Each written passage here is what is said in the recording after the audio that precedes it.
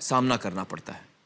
आइए इसके बारे में और जानकारी पाने के लिए बात करते हैं हिमांशु रथ जी से, जो एजवेल नाम की संस्था चलाते हैं। Himanshu ji, please join us on stage.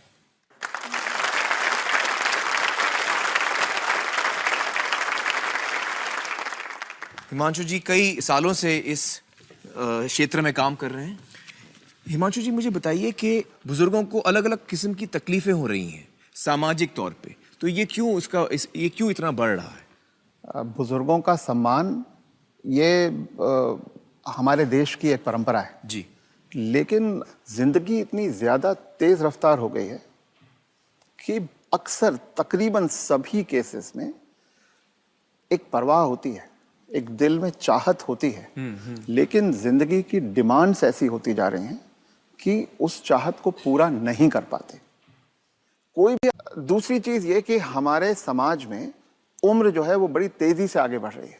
जब हम आजाद हुए थे तो 30-32 साल के आसपास की एवरेज एज मानी जाती थी। औसत एज आम भारतीय की उस वक्त सिर्फ 32 थी जी, बहुत कम थी। छोटी मोटी संख्या में कुछ लोग लंबा जी जाते थे, लेकिन आज 75-80 साल तक जीना बड़ी कॉमन सी बात है।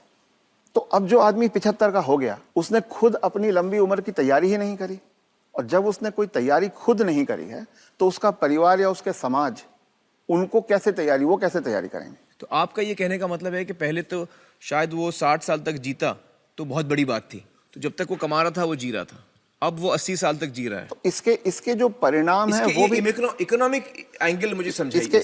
इसके इकोनॉमिक एंगल बहुत भयावह है। आज हिंदुस्तान में 60 साल की उम्र में आपने एक आदमी को रिटायर कर दिया।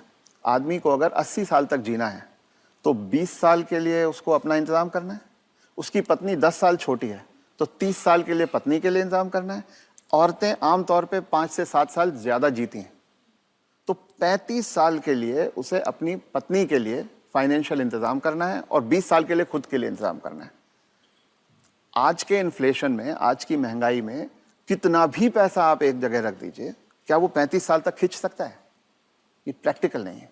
और जैसे जैसे उम्र बढ़ती जाती है उनके बच्चों की उम्र भी बढ़ रही है। जी, जो आज 70-75 का होगा, बच्चे भी तो 50-55 के हो रहे होंगे। वो अपना बुढ़ापा देखेंगे, वो अपनी लड़की की शादी देखेंगे, वो अपने मकान की किस्त चुकाएंगे। तो जो पीढ़ियों के बीच की जो दूरियां हैं वो बढ़ती जाती हैं। ये इकोनॉमिक वजह से बढ़ रही है। इकोनॉमिक वजह से बढ़ रही हैं। तो अब वो जो कॉन्सेप्ट है कि 60 साल की उम्र में हम रिटायर हो जाएं, उससे बाहर निकलना होगा। जब तक शरीर साथ देता है काम करते रहना है और 2 पैसे कमाते रहना है। जी, कुछ करके किसी तरह से अपनी आर्थिक स्वतंत्रता को कायम रखना चाहिए, जितने ज्यादा से ज्यादा समय तक हम रख सकते हैं। अपने आप को वोकल रखना भी बहुत ज्यादा जरूरी है।